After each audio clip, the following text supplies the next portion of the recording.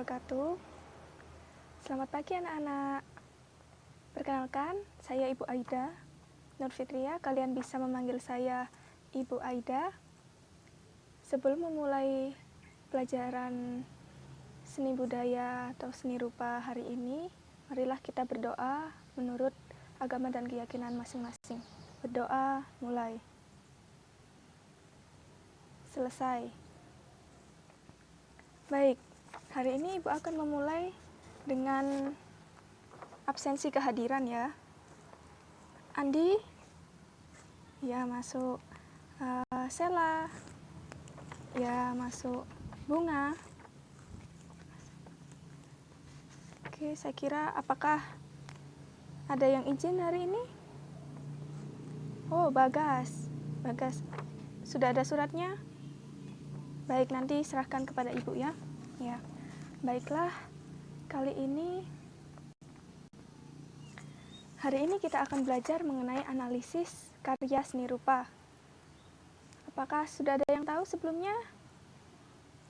Baik, belum ya. Nah, di sini di dalam analisis karya seni rupa sendiri terdapat konsep dalam pengkajian seni rupa, di mana aspek konsep berkaitan dengan aktivitas pengamatan karya seni untuk menemukan sumber inspirasi, interest seni, interest bentuk, penerapan prinsip estetik, dan pengkajian aspek visual.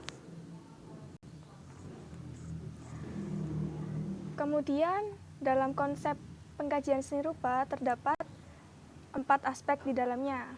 Yang pertama, aspek visual. Siapa yang tahu aspek visual itu apa? Ya, Citra? Ya, benar. Sedikit lagi. Jadi, aspek visual di sini berhubungan dengan wujud karya seni rupa, di mana dapat direspon oleh indera manusia. Biasanya, aspek visual ini dapat dinikmati melalui indera penglihatan visual yang terdiri atas struktur visual, komposisi, dan juga gaya pribadi. Kemudian, selanjutnya merupakan aspek konseptual. Aspek konseptual sendiri di sini berhubungan dengan konsep-konsep penciptaan sebuah karya seni rupa itu sendiri, yang terdiri atas penemuan sumber inspirasi, penetapan interest seni, penetapan interest bentuk, dan penetapan prinsip bentuk. Selanjutnya, aspek kreativitas. Aspek kreativitas ini merupakan kreativitas yang berhubungan dengan karya seni. Kreativitas di sini bisa didapat dengan menampilkan bentuk-bentuk baru, memadukan unsur baru, dan dengan unsur yang lama. Jadi, bisa digabung untuk menimbulkan kreativitas yang baru gitu. Selanjutnya, aspek keterampilan. Aspek keterampilan di sini merupakan penguasaan teknik atau keterampilan, di mana tuntutannya merupakan keterampilan sendiri merupakan proses dasar dari penggarapan ide menjadi sebuah karya seni. Oke, selanjutnya fungsi karya seni rupa. Siapa di sini yang sudah mengerti fungsi dari karya seni rupa itu sendiri? Seperti apa? Ya, Michael? Sedikit lagi. Yang lainnya, bagaimana fungsi karya seni rupa? Dina? Ya, sebagai pemenuh kebutuhan emosional, betul. Jadi di sini Ibu akan jelaskan fungsi karya seni rupa merupakan manfaat pada konteks tertentu, di mana fungsi seni rupa ini mencakup beberapa aspek. Yang pertama merupakan fungsi sebagai pemenuh kebutuhan emosional. Hal ini dikarenakan manusia mempunyai perasaan yang beragam, sehingga cenderung memiliki berbagai perasaan di dalam dirinya, baik itu seperti marah, sedih, susah, dan senang.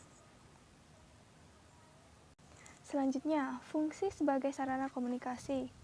Di sini, secara tidak langsung manusia juga memerlukan menggunakan sebuah sistem komunikasi untuk bisa mempererat hubungan mereka dengan yang lain. Jadi seperti kalian, antar teman juga membutuhkan komunikasi, bukan?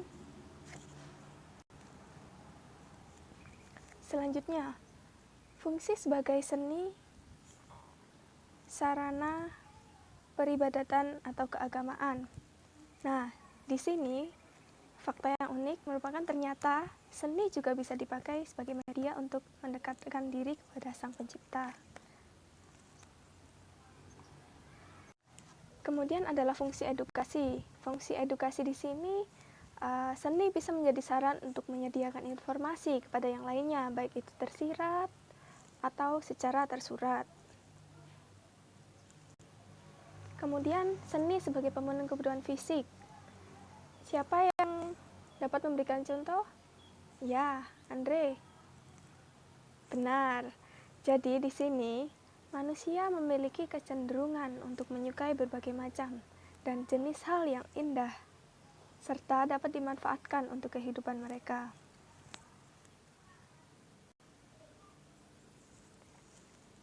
Selanjutnya adalah jenis seni rupa. Mungkin di sini banyak orang yang jarang mengetahui tentang karya seni jenis ini. Berdasarkan fungsinya, apakah kalian mengetahui apa saja jenis karya seni rupa? Ya, Bella. Seni rupa murni dan terapan. Yang pertama merupakan fungsi sebagai pemenuh kebutuhan emosional. Hal ini dikarenakan manusia mempunyai perasaan yang beragam, sehingga cenderung memiliki berbagai perasaan di dalam dirinya, baik itu seperti marah, sedih, susah, dan senang. Selanjutnya, fungsi sebagai sarana komunikasi. Di sini, secara tidak langsung manusia juga memerlukan menggunakan sebuah sistem komunikasi untuk bisa mempererat hubungan mereka dengan yang lain. Jadi seperti kalian, antar teman juga membutuhkan komunikasi, bukan? Selanjutnya, fungsi sebagai seni, sarana, peribadatan, atau keagamaan. Nah, di sini fakta yang unik merupakan ternyata seni juga bisa dipakai sebagai media untuk mendekatkan diri kepada Sang Pencipta. Kemudian adalah fungsi edukasi. Fungsi edukasi di sini, seni bisa menjadi saran untuk menyediakan informasi kepada yang lainnya, baik itu tersirat atau secara tersurat. Kemudian, seni sebagai pemenuh kebutuhan fisik.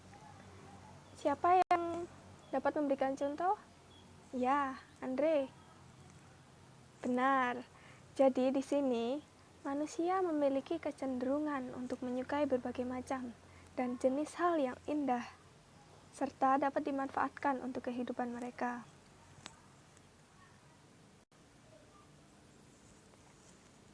Selanjutnya adalah jenis seni rupa. Mungkin di sini banyak orang yang jarang mengetahui tentang karya seni jenis ini. Berdasarkan fungsinya, apakah kalian mengetahui apa saja jenis karya seni rupa? Ya, Bella. Seni rupa murni dan terapan. Baik, berdasarkan fungsinya terdapat 2 jenis seni rupa, yakni seni rupa murni dan juga seni rupa terapan. Seni rupa murni sendiri merupakan jenis karya seni yang dibuat hanya untuk sekedar dinikmati keindahan atau estetikanya. Seperti apa? Apakah ada yang bisa memberikan contoh? Ya, Burhan. Lukisan, benar. Kemudian poster, ya. Selanjutnya patung, ya, benar. Jadi seni rupa murni Bisa juga berbentuk lukisan, poster, patung, dan masih banyak yang lainnya. Selanjutnya, karya seni rupa terapan. Karya seni rupa terapan ini merupakan karya seni yang sangat meninggikan fungsi guna atau kegunaan dibandingkan sisi keindahannya. Siapa yang bisa memberikan contoh? Ya, Adel. Meja. Kemudian gelas, ya. Lalu kursi. Baik. Hal itu merupakan seperti meja, gelas, kursi, lebih meninggikan fungsi gunanya daripada sisi keindahannya, bukan? Bisa dilihat juga di contoh.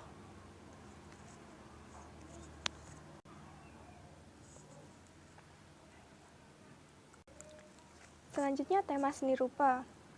Seni rupa adalah salah satu cara untuk mengekspresikan diri dengan sebebas-bebasnya. Tema sendiri merupakan gagasan, ide, atau pokok pikiran yang ada di dalam sebuah karya seni, baik dalam bentuk karya seni rupa 2 dimensi maupun seni rupa 3 dimensi. Jadi, tema-tema untuk pembuatan karya seni rupa antara lain hubungan antara manusia dengan dirinya, kemudian hubungan antara manusia dengan manusia lain, lalu hubungan antara manusia dengan alam sekitarnya, lalu hubungan antara manusia dengan benda. Bisa juga hubungan antara manusia dengan aktivitasnya, lalu hubungan antara manusia dengan alam khayal.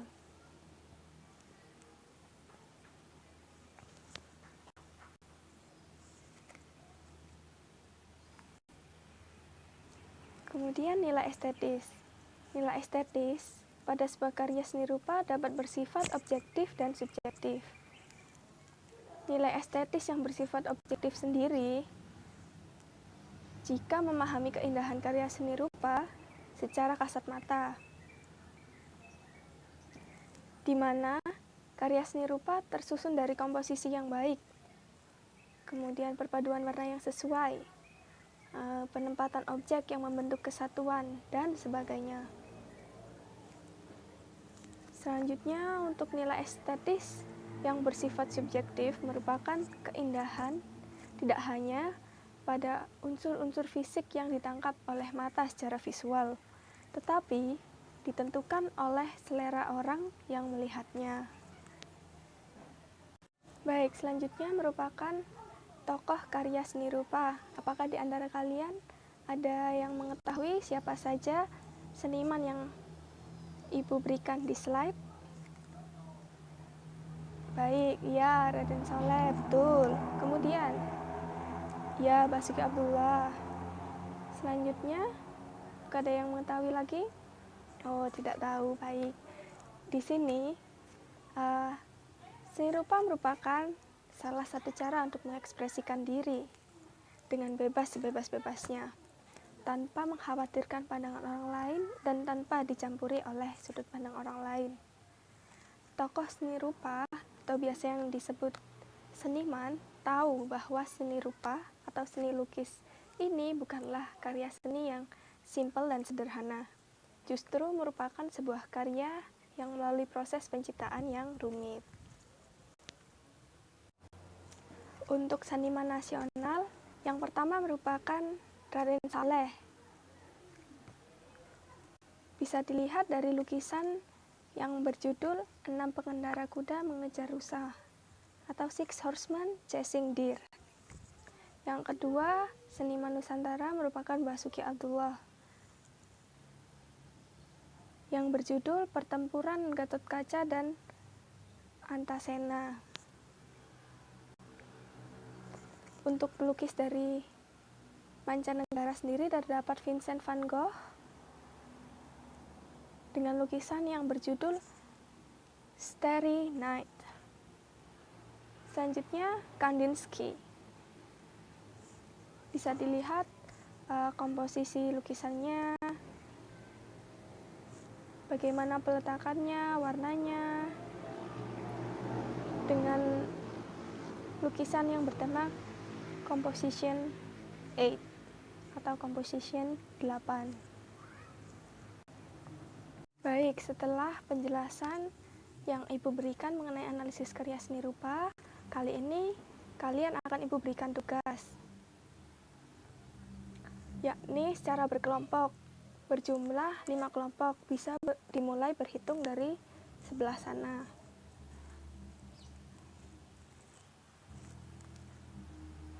Sudah? Kalau begitu, kalian berkumpul bersama kelompoknya, kemudian menyerahkan anggota kelompok, nama-namanya ditulis di kertas.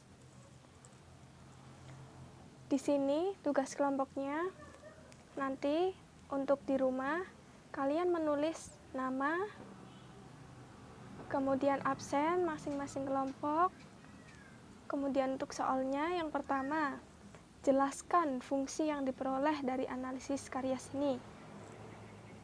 Yang kedua, jelaskan konsep dalam sebuah analisis karya seni rupa.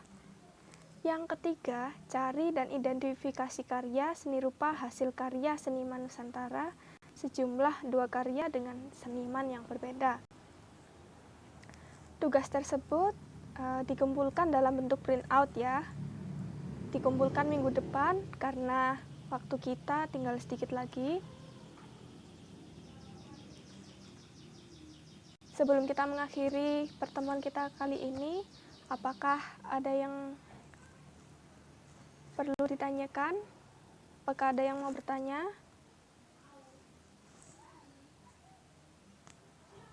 Baik, tidak ada. Lalu hari ini, Ibu akan merangkum apa yang kita peroleh dari pembelajaran kali ini. Hari ini, dalam pembelajaran analisis karya seni rupa, kita bisa mengetahui tentang konsep, kemudian fungsi seni rupa, kemudian jenis seni rupa, kemudian tema seni rupa, kemudian nilai estetis yang terkandung di dalamnya. Selanjutnya, tokoh-tokoh seni rupa baik nasional maupun internasional. Sebelum Ibu mengakhiri pelajaran kali ini, alangkah baiknya kita berdoa menurut agama dan keyakinan masing-masing. Berdoa dimulai. Selesai. Baik, sekian dan terima kasih. Assalamualaikum warahmatullahi wabarakatuh.